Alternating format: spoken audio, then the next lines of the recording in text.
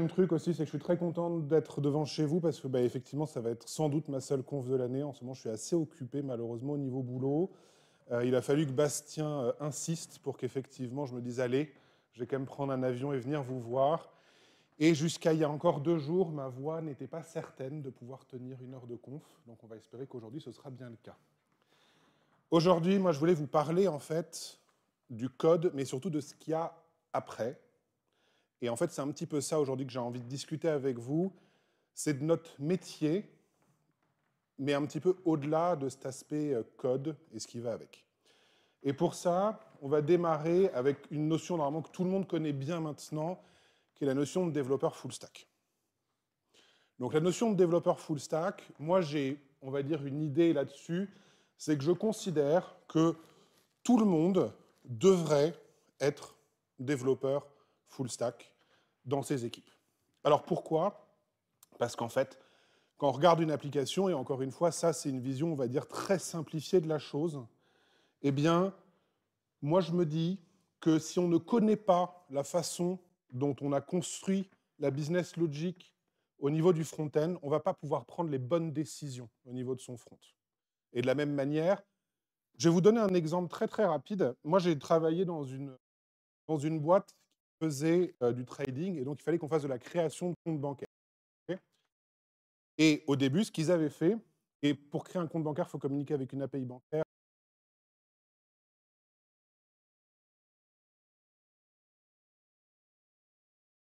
Il y avait un système de business logic extrêmement compliqué pour essayer de faire des retries un peu intelligents. En plus, il fallait créer un certain nombre de comptes dans le bon ordre, etc.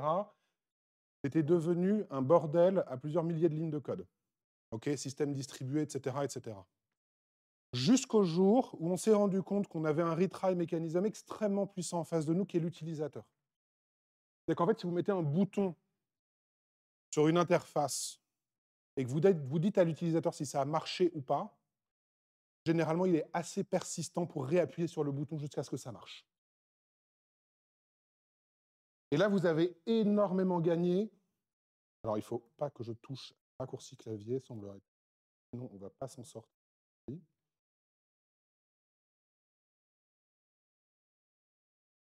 Et c'est juste pour vous donner en fait un exemple où, en étant en fait simplement capable d'intervenir sur la partie front, on a énormément simplifié une code base.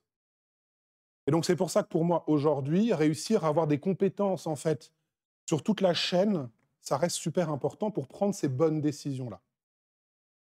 Un autre exemple aussi, ça c'était il y a quelques années, je bossais dans une boîte, c'était une équipe où il y avait des développeurs back et des développeurs front.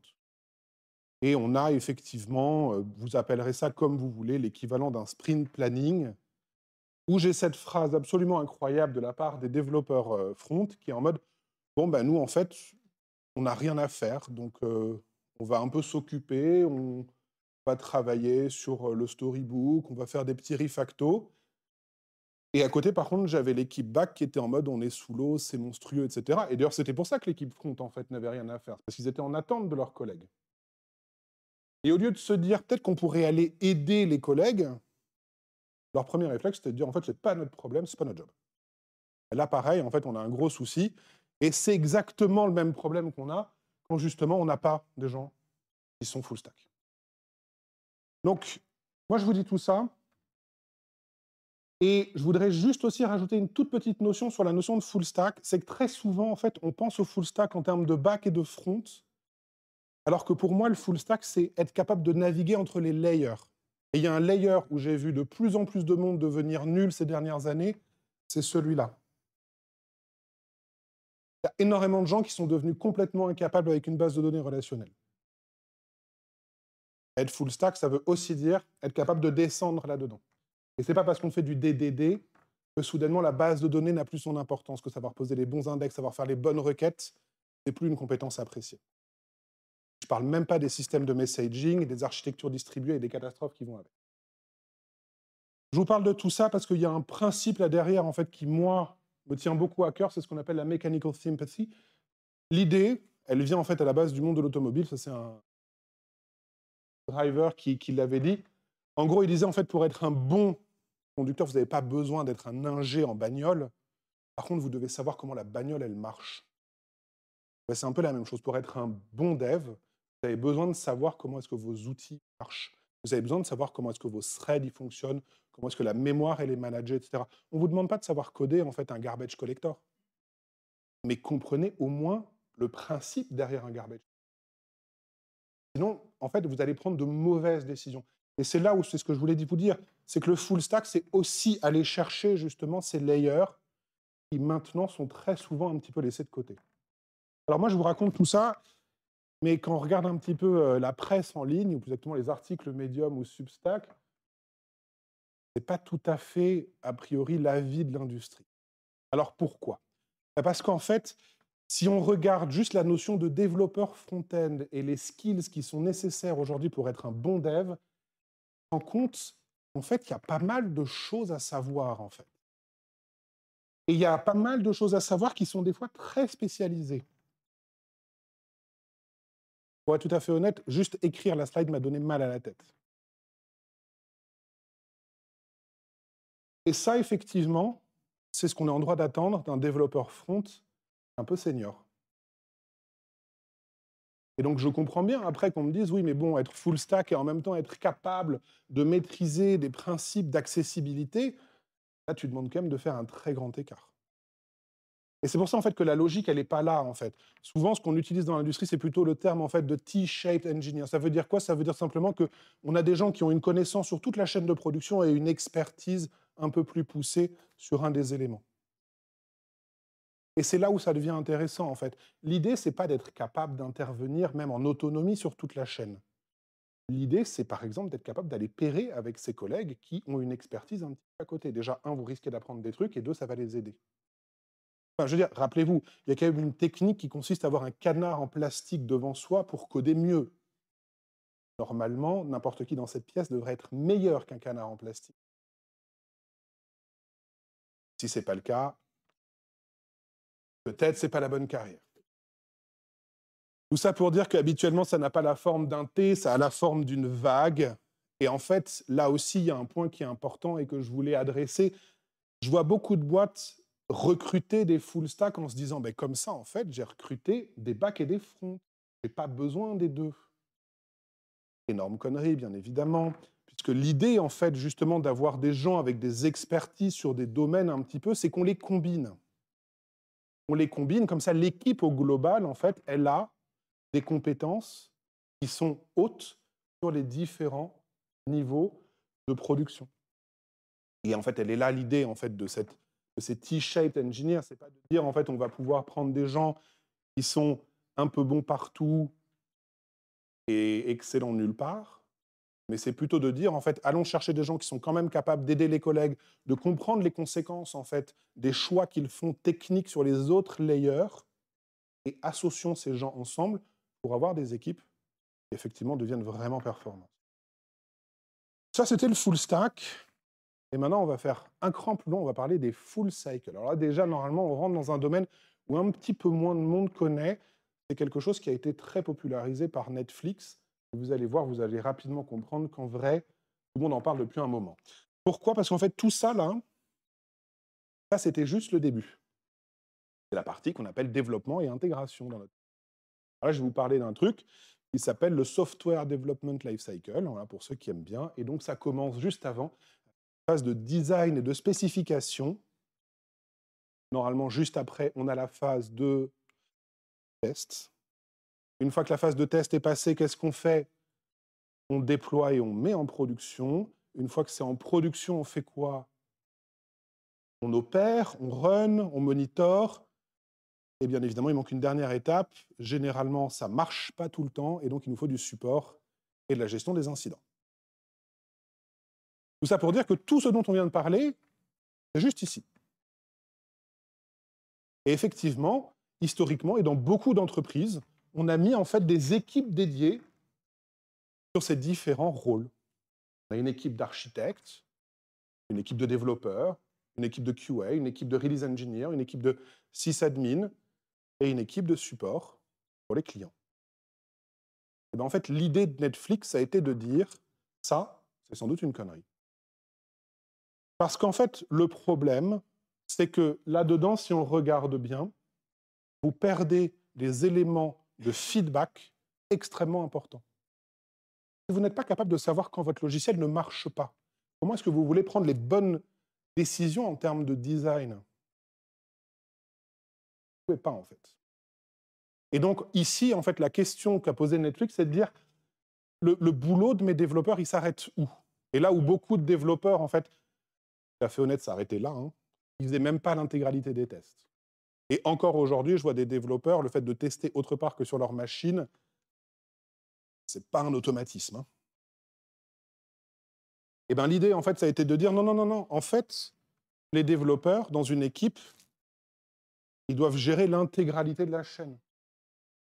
Et surtout, et c'est là où il y a un shift extrêmement important, c'est qu'en fait, Netflix a expliqué en gros, c'est une réalisation commune en interne de l'entreprise, hein, de se dire, mais en fait, cette partie-là, là, ou cette partie-là, elle n'est pas moins importante que cette partie-là.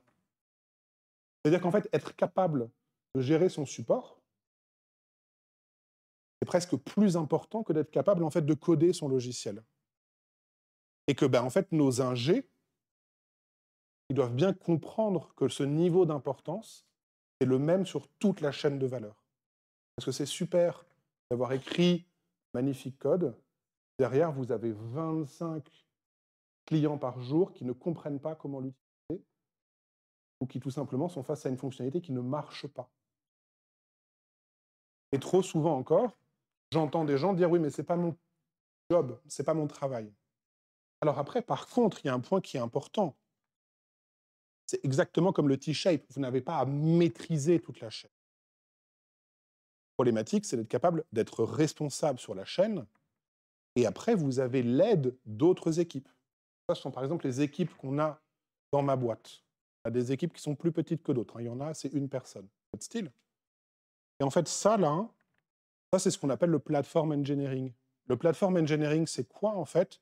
C'est que vous avez des équipes qui construisent l'outillage pour permettre aux équipes de production logicielle de pouvoir avoir une maîtrise sur toute la chaîne de production de valeur.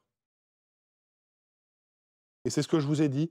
L'idée, là, si jamais on revient sur quelques aspects, c'est vraiment de passer d'une vision où trop souvent on limite le métier de développeur à ces trois rôles, à un métier où on intègre, par exemple, les questions, eh bien, tout simplement, de déploiement. Mais quand je dis les questions de déploiement, c'est pas juste être capable de mettre en prod son code, c'est d'être capable, en fait, de faire des canary release, du blue-green deployment, d'être capable de rollbacker ce qu'on a fait, y compris au niveau des migrations. Le nombre de fois où je vois une équipe qui balance son code en prod avec des migrations, il y a un problème, un incident en production, on essaye le rollback, et la base de données, ben, en fait, elle est complètement niquée, et ben, en fait, ça, c'est une équipe qui n'a pas fait son travail. Elle n'a pas fait son travail parce qu'elle n'a pas sécurisé, en fait, ce qui fait l'essence de notre métier, c'est-à-dire d'avoir un logiciel fourni de la valeur en production et pas d'écrire du code qu'on a balancé dans des pipelines de CI. Là, sincèrement, c'est régulièrement catastrophique. Le nombre d'équipes qui ne savent même pas trouver leur dashboard sur Datadog, c'est assez affolant. Et alors, quand elles l'ont trouvé, en plus, l'état du dashboard, c'est pas étonnant qu'ils ne le trouvent pas. Le problème, en fait, c'est que là-dedans, vous avez 80% de vos futurs problèmes de production. En fait, je vais vous donner une toute petite astuce. Quand vous scalez un logiciel, quand vous scalez une boîte, quand vous scalez de la charge, c'est un jeu de proba. Moi, j'ai un pote qui bosse d'ailleurs toujours chez Amazon, et il me disait, nous, un problème qui a une chance sur 1 million d'avoir lieu, il a lieu toutes les heures. Et oui, parce qu'en fait, ils ont tellement de charges, ils ont tellement de load, ben en fait, que ça devient un vrai problème. Et le truc, en fait, c'est que le souci qui apparaît une fois sur 1 million, il est là-dedans. Donc, si vous le surveillez, eh bien, en fait, vous êtes capable de le corriger avant que ça devienne un problème qui apparaît toutes les semaines, tous les jours, toutes les heures. Bon, et là, Là, le nombre de développeurs qui s'enfuient en courant dès qu'on leur présente la nécessité d'assurer le support de ce qu'ils ont construit. Alors encore une fois, ça ne veut pas forcément dire être en front line. Nous, nos équipes, elles ne sont pas en fait directement au contact des clients finaux. Elles sont en deuxième niveau, c'est-à-dire qu'on a un premier niveau qui déjà en fait vérifie que le client, bah, il a pu comprendre par rapport à la documentation, par rapport à l'usage, etc. Mais ça n'empêche, derrière, si on n'a pas trouvé de solution évidente dans ce que l'on savait, eh bien c'est l'équipe de développement qui va recevoir le ticket du client. Et ça va également avec les astreintes. C'est quand même affolant de faire peser à des SRE, à des sysadmins, des astreintes posées dans 99% des cas par le boulot des devs. Sur toute l'année, on a eu une astreinte, on a dû appeler les SRE. On a des problèmes de droit sur une DB, tout ça, et là effectivement, on ne savait plus trop quoi faire. Dans tous les autres cas, les SRE n'étaient pas nécessaires parce qu'en fait, c'était un problème du logiciel. Et trop souvent dans des boîtes, en fait, c'est les SRE qui se retrouvent en fait à devoir gérer ça. Et c'est pour ça en fait que vous l'avez dans un petit peu le bouquin qui a lancé tout le principe du mouvement DevOps qui dit pour faire du DevOps, vous avez besoin en fait d'avoir des objectifs partagés, mais vous avez besoin d'avoir des douleurs partagées. La douleur partagée, c'est l'astreinte. Parce que le jour où vous êtes réveillé à 4 heures du matin, parce que votre putain de logiciel, il a bugué, vous êtes d'autant plus attentif le lendemain quand vous allez devoir mettre en prod la prochaine fonctionnalité. Par contre, si ce n'est pas vous que ça réveille, vous avez des SRE qui commencent à détester les équipes d'ingé. Et vous avez des équipes d'ingé qui commencent à dire ces SRE, ils sont vraiment casse-couilles à nous faire passer par plein de process pour s'assurer que ce qu'on met en prod. Bah oui, mais parce que c'est eux qui sont réveillés à 4 heures du matin. Moi, je peux vous garantir que j'ai des SRE qui sont très très détendus parce qu'ils savent que s'il y a une connerie, c'est pas eux qui vont subir les conséquences. C'est pas eux qui sont responsables. Sauf bien sûr si la connerie est d'ordre d'infra. Les SRE, je vais vous le dire, hein, culturellement, savent faire de l'infra. Généralement, c'est des gens, quand on peut avoir un truc qui tourne avec un SLA de 99, c'est les logiciels, généralement, qui... Bon, et bien sûr, le grand classique, oui, mais ma manager, il me laisse pas faire. Alors moi, je vais vous dire un truc, là, maintenant, mon rôle, c'est d'être manager. J'ai encore des devs qui me le disent. Et ça, c'est incroyable, parce que, je veux dire, moi, je leur ai jamais dit de pas le faire. Donc, tout ça pour dire, en fait, qu'à la fin, il faut bien comprendre que votre job, c'est d'avoir du logiciel qui marche en prod. Et il n'y a aucun manager à peu près sain d'esprit qui va vous empêcher de faire ça. Alors effectivement, mais là, c'est un autre problème. Mais les gens cons sont assez rares en réalité.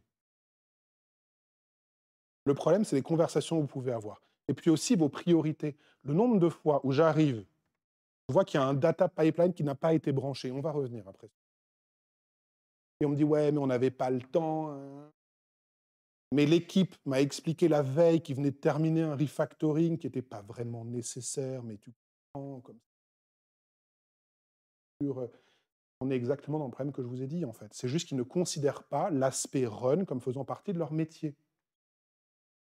Donc ils ont préféré se concentrer sur des choses qui, pour eux, fait partie de ce qu'on leur demande, c'est-à-dire avoir du beau code, en oubliant un des fondamentaux, qui est juste en fait avoir un code qu'on est capable d'observer en prod. Donc oui, mon manager ne me laisse pas faire. À la fin, dans beaucoup de cas, ça reste une excuse. On se dit à soi-même pour simplement ne pas prendre la responsabilité de notre travail. Et encore une fois, il y a un truc, c'est que soyez vocaux à propos de ça. C'est-à-dire qu'en fait, moi j'ai des fois des équipes qui me disent, mais tu sais quoi Arnaud, dans la timeline là qu'on a, on ne va pas être bon sur les aspects, par exemple, justement, en fait, d'observabilité. Je leur dis, OK, on y va, mais moi je suis au courant. En fait, c'est une décision qu'on prend collectivement. C'est pas, ah ouais, on ne va pas laisser faire. Non, non. Effectivement, on a une contrainte là du moment qui nous oblige à, et tout de suite, on planifie de quand est-ce qu'on va mettre ces pipelines en place.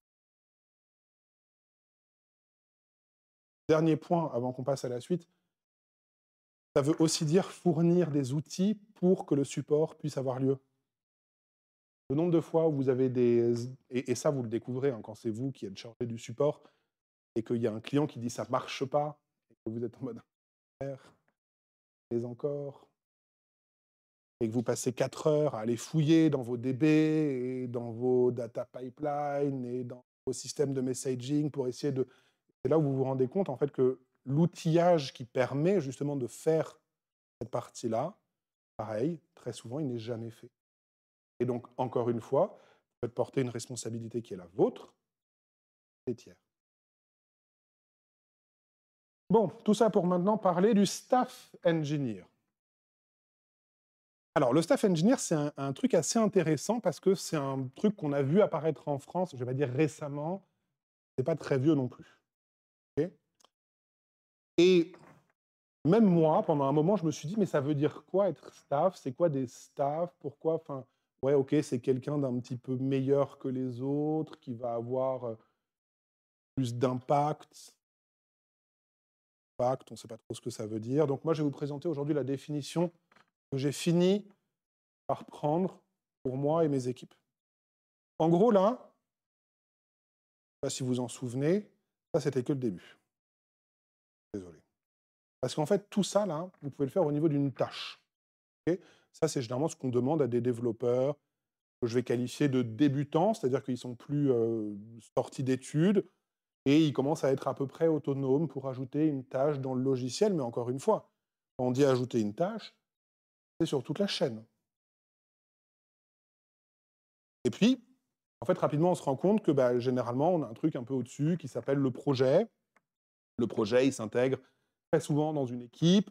L'équipe, elle a des projets. Ces projets, en fait, ils s'incrustent dans des produits. Et là, vous commencez à avoir un shift assez intéressant qui se produit à peu près à ce niveau-là. C'est que ici, vous allez devoir commencer à plus parler avec d'autres humains et à utiliser votre IDE. D'autres humains, c'est-à-dire notamment des développeurs qui ne sont pas vos collègues immédiats. Et là, des fois, dur. En gros, vous devez passer d'un rôle où votre job, ça n'est plus de faire du delivery, mais un job où votre boulot, c'est l'enablement. Alors, je n'ai pas une très bonne traduction pour enablement, malheureusement. En gros, c'est les autres sont votre levier. La manière dont je l'explique souvent aux gens qui me demandent, en fait, c'est que, en gros, jusque-là, pour devenir meilleur, vous pouvez compter sur vous. Okay. Vous devenez meilleur en design, en code, en DB, système distribué, en observabilité. Enfin, vous avez en fait votre potentiel de croissance et pour augmenter votre efficacité quelque part, hein, votre impact, il repose sur vos épaules. Et c'est plutôt sympa.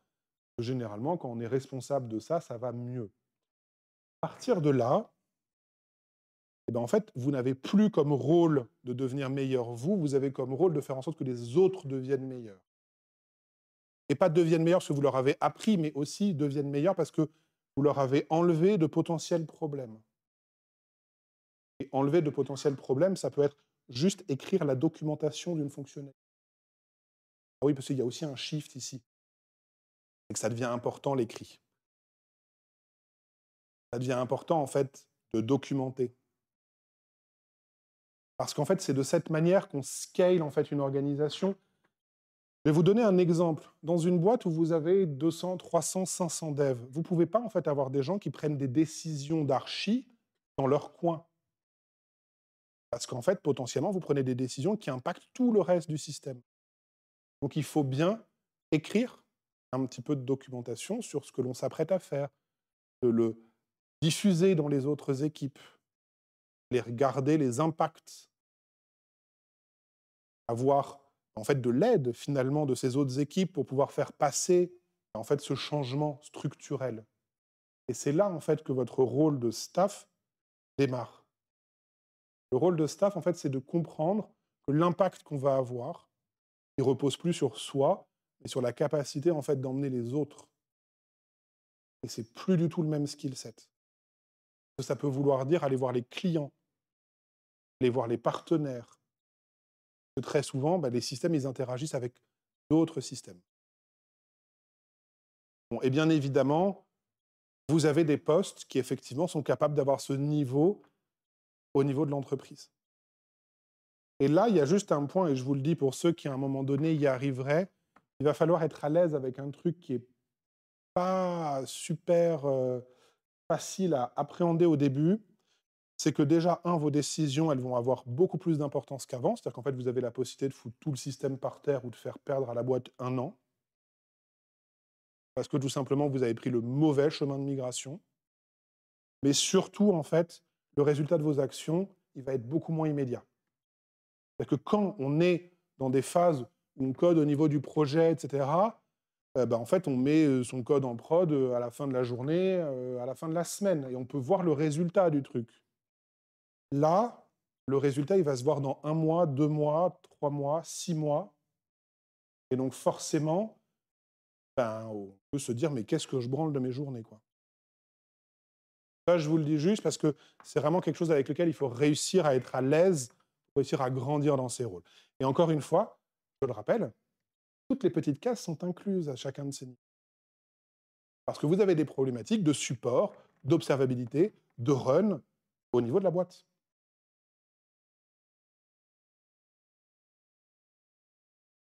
Là, je vous montre très rapidement en fait, une échelle à peu près standardisée de ce que l'on voit maintenant dans beaucoup de boîtes un peu matures. Et donc, vous pouvez le voir, en fait, on a donc ça, c'est des carrière ladder, des échelles de carrière. C'est toujours très moche quand on le traite ça. Et donc, en gros, vous avez en fait la track principale de développeurs. Et vous voyez en fait qu'à un moment donné, on a effectivement une track de management parallèle qui démarre.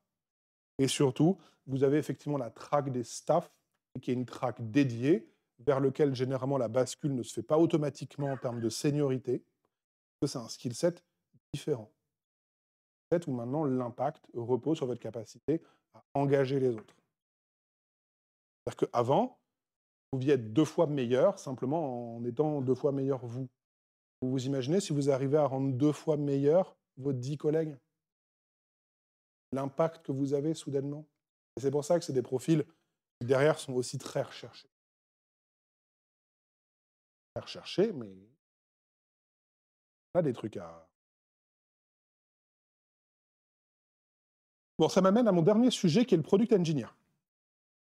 Alors le product engineer, c'est un truc qui est, je ne veux pas dire qu'il est nouveau, mais on va dire qu'il n'est pas encore très très mainstream. Okay. Et l'idée du product engineer, en fait, c'est de dire, à la fin, et si notre job, c'était pas d'avoir un logiciel qui tourne en prod et qui fournit de la valeur au client, mais c'était en fait de tout simplement réussir à diriger la boîte au niveau de son biz. À la fin, notre industrie, beaucoup de cas, notamment chez les éditeurs de logiciels, en fait, le job de la boîte, c'est de vendre ce logiciel. Donc, quelque part, en fait, en tant qu'ingé, on a un job de réussir à aider à ce que l'on ait un logiciel qui aille dans la direction, effectivement, que l'entreprise cherche à atteindre. Tout ça pour dire, je ne sais pas si vous vous souvenez de ça, ça c'était juste le début. Parce qu'en fait, trop souvent, on voit énormément d'équipes, et on voit énormément de développeurs rester à un statut, et je suis désolé, c'est un peu péjoratif, mais de simple exécutant. C'est péjoratif, mais c'est aussi très rassurant. C'est très rassurant parce que quand les choses ne vont pas bien, c'est pas vraiment du owner, de l'analyste, du business, de l'entreprise. Tout ça pour dire qu'à un moment donné, en fait, si on veut vraiment réussir à prendre la pleine mesure en fait, de ce que l'on est capable de fournir en tant qu'industrie, en tant que, en fait, tout simplement rôle, il faut bien comprendre qu'au-delà de cet aspect exécution, alors il y a un aspect process, et ça je l'ai mis parce que ça a très mauvaise presse, mais comme je l'expliquais avant, il ne faut pas confondre bureaucratie et process. Okay. Le problème, c'est qu'en France, on a une passion de la bureaucratie. Hein, et quand je dis une passion de la bureaucratie, c'est-à-dire qu'en fait, on a des gens qui ont trop de temps devant eux, et ça, c'est très, très dangereux. Parce que quelqu'un qui a trop de temps devant lui, il va chercher à s'occuper. Quelqu'un qui cherche à s'occuper, la manière la plus efficace qu'il a de le faire, c'est d'inventer des process. Donc tout ça pour dire qu'en fait, un process doit venir en réaction à un pain point existant de l'organisation de l'entreprise. Et je vous le donnais avant l'exemple, hein, vous ne pouvez pas faire scaler une boîte à 300 ingés sans avoir un process, à savoir comment les décisions de conception sont prises dans l'entreprise. Sinon, vous terminez dans une très mauvaise posture et vous n'allez plus pouvoir faire grandir tout ça. Il y a un bouquin qui s'appelle The Art of Action que j'aime bien. Dedans, il y a une image qui m'avait pas mal marqué. En fait, il expliquait que vous ne pouvez pas demander à des gens de courir dans un champ de mine. Ça paraît assez logique. Quand vous avez un champ de mine devant vous, courir dedans, il y a une bonne chance d'en prendre une au passage. Et bien en fait, les process servent à ça. En fait. Ils servent à délimiter les endroits où il y a de potentielles mines organisationnelles, afin de les baliser, d'avoir un process aussi pour les baliser, afin que tout le monde puisse aller plus vite derrière. Ça aide en réalité à l'autonomie des équipes. Voilà. Je voulais juste vous dire ça, parce qu'encore une fois, des fois, ça a très mauvaise presse, et je pense que c'est parce que très souvent, c'est très très mal implémenté, comme souvent. Bon, maintenant, on passe à la partie qui nous intéresse. La partie Solution Discovery. Voilà. Et dans cette partie Solution Discovery, il y a un truc qui, moi, me questionne, c'est que trop souvent maintenant, je vois notamment dans la communauté DDD et Craft, du Solution Discovery qui consiste à me faire des schémas à ne plus finir sur Miro. Alors que le Solution Discovery, je ne dis pas que ça n'en fait pas partie. Mais à un moment donné, en fait, il faut aussi aller comprendre le client. Il faut aller comprendre ce qu'il est capable de faire avec le logiciel. Il faut aller comprendre toutes les façons qu'il pourrait avoir de le mettre en vrac. Ça fait partie de la découverte de la solution. Et trop souvent, je ne le vois pas. Alors, à la fin, j'ai des bounded contexts aux petits oignons. Par contre, j'ai un edge case dans lequel tout le monde s'engouffre et qui me met le machin par terre. Donc, tout ça pour se dire que cette partie-là, il faut bien la comprendre au-delà de son aspect technique. Il y a un aspect client et il y a aussi un aspect de, très simplement, ne pas chercher à avoir raison à tout prix. Et ça, je le dis parce qu'on reste une industrie et on va dire une population qui, des fois, est très, très... Alors, en anglais, on dit opinionated. Voilà, en français, on dit avoir un caillou dans le crâne. C'est-à-dire qu'on a des gens qui, des fois, ont des opinions très, très fortes et en fait, qui ne vont pas chercher à trouver la solution, mais à avoir raison. Ça, c'est un autre problème. Donc là, il y a un truc qui s'appelle le disagree and commit, qui dit, en fait, moi, je vous dis ma position, hein, je me rallie à la décision commune, et on y va. Et je ne vais pas faire la gueule, et je ne vais pas mettre des bâtons dans les roues de l'équipe. Voilà, ça, c'était un petit message personnel. Là-dedans, on a une partie data qui est super importante. Parce qu'en fait, là, vous n'essayez pas de trouver, et c'est pour ça que je vous disais, en fait, faites gaffe, parce que la partie solution discovery, ce n'est pas une solution technique, c'est une solution business. Là, je vous parle de product engineer, c'est-à-dire qu'en fait, votre problématique, ce n'est pas de répondre à une problématique technique. Votre problème, ce n'est pas de vous dire, ouh, comment est-ce que j'ai réussi à faire passer plus de messages dans mon Kafka. Non. Le problème, c'est de vous dire, OK, j'ai un client qui, a priori, a un problème, on a un objectif d'entreprise vers lequel on cherche à aller, et vous avez besoin de savoir si oui ou non vous avez de l'impact sur ce problème. Et pour savoir si vous avez de l'impact sur ce problème, vous avez besoin d'avoir de la data. Ça, c'est généralement le truc qui fait fuir la majorité des devs, c'est quand on leur dit où sont vos KPI business. Et quoi? Ah, mais par contre, moi, je peux te donner le throughput seconde de mon Kafka par cœur.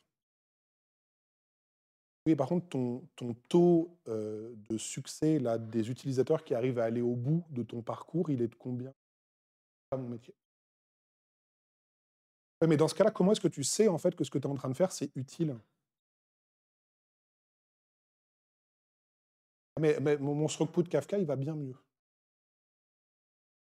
Et il est là le souci, en fait. Trop souvent, on reste de manière involontaire, hein, pour beaucoup, parce qu'en fait, tout simplement, c'est là-dedans qu'on a été habitué, c'est là-dedans qu'on a été formé.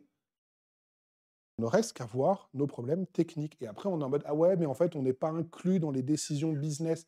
Mais c'est normal. Parce qu'en fait, tout simplement, vous ne les avez pas, ces conversations. Bon, et enfin, il y a le dernier niveau qui est la partie problème. Et la partie problème, là, elle est encore plus feinteuse. Je vais y revenir. Juste pour vous dire à quel point elle est feinteuse, j'adore cette citation. Elle est de Henry Ford et elle dit, si j'avais demandé aux gens ce qu'ils voulaient, ils m'auraient dit des chevaux plus rapides. Pourquoi? Parce qu'en fait, quand on a tendance à avoir un cadre de référence face à soi, on a tendance à penser toutes les solutions dans ce cadre de référence. Et nous, en fait, on est à la fois extrêmement chanceux et extrêmement malchanceux là-dessus, c'est que notre cadre de référence, c'est la tech. Donc, on va avoir tendance à essayer de trouver toutes les solutions dans un cadre technique, qui est très bien parce que ça permet souvent d'avoir des solutions plutôt sympas, mais la réponse n'est pas toujours technique. Je vais vous donner un exemple très bête. Dans la boîte là où je bosse, il y a un truc où à un moment donné, il faut que les gens ils puissent télécharger leur reçu fin de repas. Bête, en fait, on s'est rendu compte que les gens ne savaient pas qu'ils pouvaient télécharger leur reçu de fin de repas. Déjà, on a mis de la data pour savoir combien de personnes téléchargeaient ce reçu fin de repas, combien de requêtes on avait au customer support par rapport à des gens qui voulaient avoir un reçu de fin de repas, etc. Et en fait, on s'est rendu compte qu'il fallait qu'on rajoute au niveau de nos petits supports de communication papier l'information qu'on pouvait avoir son reçu. La problématique, elle n'était pas du tout technique ici. C'était une problématique de communication avec l'utilisateur final. Mais par contre, en tant qu'ingé, on était extrêmement bien positionné pour pouvoir observer ce que l'on allait faire, allait avoir l'impact que l'on espérait ou non. Et c'est là où je vous dis en fait que d'un côté, on est très chanceux parce qu'en fait, on a les outils en main pour pouvoir faire ça, et qu'en même temps, on est un peu maudit parce qu'on a un cadre de référence qui a tendance à nous faire tout de suite jumper vers attends, on va mettre des trucs géniaux dans le logiciel, on va coder des nouveaux. Généralement, toujours sans data pour traquer l'impact, si ça servait à quelque chose. Bon, toujours le même problème, hein. Oui, mais mon manager, il me laisse pas avoir la liberté de pouvoir. Alors moi, je vais vous dire, en fait, il y a généralement 2, 3 situations. Un, ça ne veut pas dire que vous pouvez faire ce que vous voulez. Je m'explique. Il faut toujours se poser la question de si ce que vous proposez, ce que vous voulez faire, est dans ce que l'entreprise cherche à faire. Ça, c'est un truc bête, mais encore récemment, j'ai eu un exemple avec quelqu'un qui m'a présenté une super solution à base d'AI, qui allait nous coûter plus d'argent par mois qu'elle n'allait nous en coûter, alors qu'à côté, j'avais une tâche, effectivement, où on pouvait gagner sans doute quelques centaines de milliers d'euros avec 2 semaines de dev. Bon, bah, cette personne, a priori, n'a pas pris la bonne décision. Et là-dessus, je vais vous dire, il n'y a qu'une seule personne que je peux blâmer, c'est moi. C'est moi parce que ça veut dire que je n'ai pas fourni le bon contexte à cette personne pour comprendre les priorités et les objets actuels qu'on avait en tant que boîte. Donc ça, effectivement, ça nécessite de comprendre ce que l'entreprise cherche à faire. Je vais vous dire un truc, si vous ne posez pas la question, généralement, vous n'allez pas avoir la réponse. C'est bête quand c'est dit comme ça, mais je vous garantis qu'en fait, c'est vraiment une recette miracle. Savoir comment votre boîte fonctionne, c'est simplement de poser la question, mais en fait, qu'est-ce qu'on fait? C'est quoi notre business? Comment est-ce qu'on gagne de l'argent? C'est quoi qu'on cherche à faire cette année? Et là, déjà, en fait, vous allez pouvoir être beaucoup, beaucoup plus pertinent, proposer justement des nouvelles solutions. Enfin, vous êtes encore une fois responsable. Enfin, je veux dire, il y a aucune boîte qui va se dire: «Mon Dieu, j'ai des devs qui me permettent». Mais ayez la conversation. Ayez la conversation, discutez des arbitrages, disagree and commit. Même si ça ne va pas dans votre sens, ne cherchez pas à avoir raison à tout prix, mais réussissez à construire quelque chose en bonne intelligence avec le reste de l'entreprise. C'est-à-dire les sales, le nombre de fois J'ai des devs qui me disent: «Ouais, les sales». Et leur parler, putain.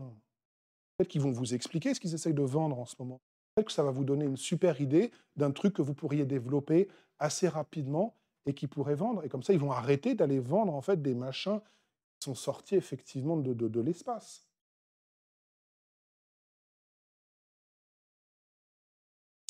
Ah, dernier point, ne passez pas par derrière. C'est-à-dire qu'en fait, si jamais on s'est mis d'accord à faire un truc et que vous vouliez faire autre chose, n'allez pas faire cette autre chose. Ou changer de boîte, très sincèrement. Et ça, pour le coup, c'est un comportement qui est pas du tout, du tout, du tout professionnel. Donc je préfère le dire parce que j'ai déjà eu des retours où on m'a dit: «Ouais, mais Arnaud, il nous a dit que» non, non, non, non. Arnaud, ce qu'il vous dit, c'est de communiquer, OK? C'est pas d'être des têtes de con, s'il vous plaît. Il n'empêche. Il me reste 3 minutes, donc si jamais il y a des questions, je serai bien évidemment dehors pendant la journée et demain. Parce qu'il me reste 3 minutes pour vous parler d'un dernier truc et en fait, c'est un petit peu justement de l'AI parce que tout le monde en parle en ce moment et moi je trouve ça très intéressant d'en parler en fait en perspective de tout ce que je viens de vous dire et pour commencer ça, je vais juste vous mettre une citation de Ken Beck que j'adore quand il a découvert ChatGPT et ensuite Claude. Il a dit: «La valeur de 90 de mes compétences vient de tomber à zéro. Par contre, les 10 qui restent viennent de prendre 1000 de valeur». Et si vous suivez un peu Ken Beck, donc le mec a juste fondé Extreme Programming, hein, ouais, il a bossé chez Facebook, enfin, pas non plus quelqu'un qui est né de la dernière pluie, voilà. Vous verrez que d'ailleurs en ce moment, régulièrement, il parle de son génie, hein, quand il est sur Blue Sky, et cetera. Mais en fait, son génie, c'est son AI avec qui il travaille au quotidien. Parce qu'en fait, je ne sais pas si vous avez eu l'occasion de l'intégrer à vos workflows, c'est un outil comme un autre, c'est-à-dire que c'est comme sur Stack Overflow, si vous copiez-collez une réponse que vous avez vue, et sans doute à la fin. Et ça ne veut pas dire que c'est inutile, parce que ça permet de gagner souvent beaucoup de temps. Et en fait, Ken Beck, effectivement, vous verrez que bah, maintenant, c'est un outil que vraiment il utilise au quotidien. Mais il y a un truc que l'AI ne va pas pouvoir faire à votre place, c'est prendre de l'ownership. Alors, pareil, j'ai pas une très bonne traduction en français, on parle de responsabilité, mais je veux dire, c'est pas en fait de votre AI qui va être responsable, en fait, que le support fonctionne bien, que on arrive à avoir la bonne conception entre le front et le back, qu'on ait pris en compte les contraintes de la DB au moment où on a conçu notre business layer, etc. L'AI, elle ne va pas pouvoir faire ça. L'AI, elle va pas pouvoir en fait prendre une responsabilité pour définir comment est-ce que d'un point de vue process, d'un point de vue problème, etc., on va pouvoir répondre à une problématique business, à une problématique qu'ont nos clients. L'AI, elle ne va pas être capable de prendre de l'ownership sur toute la chaîne de production. Par contre, l'AI, elle va pouvoir vous aider à être plus efficace de manière assez spécifique sur certains éléments de cette chaîne de production. Et c'est là où, effectivement, on a une grande chance, c'est que ça nous permet d'être plus efficace sur vraiment des parties spécialisées, mais derrière, nous permettre de prendre une responsabilité beaucoup plus large. Et enfin, le dernier truc que l'AI ne va jamais, pour l'instant, voir, c'est de l'empathie. Et quand je dis de l'empathie, c'est pas j'ai mal quand quelqu'un a mal face à moi, mais c'est je suis capable de le comprendre. Ok. L'AI, elle n'a pas d'empathie pour vos collègues front qui vont devoir utiliser votre API. L'AI, elle n'a pas d'empathie pour vos collègues SRE qui sont réveillés à 4 heures du mat. L'AI, elle n'a pas d'empathie pour l'équipe d'à côté qui, en fait, se retrouve avec son système en vrac parce que vous avez fait passer la mauvaise migration. L'AI, elle n'a aucune empathie avec les sales, avec les ops, avec les personnes qui vont acheter votre logiciel. C'est là où vous avez une excellente plus-value à venir ajouter et vous pouvez justement apporter tout ça. Moi, je m'arrête là. Merci.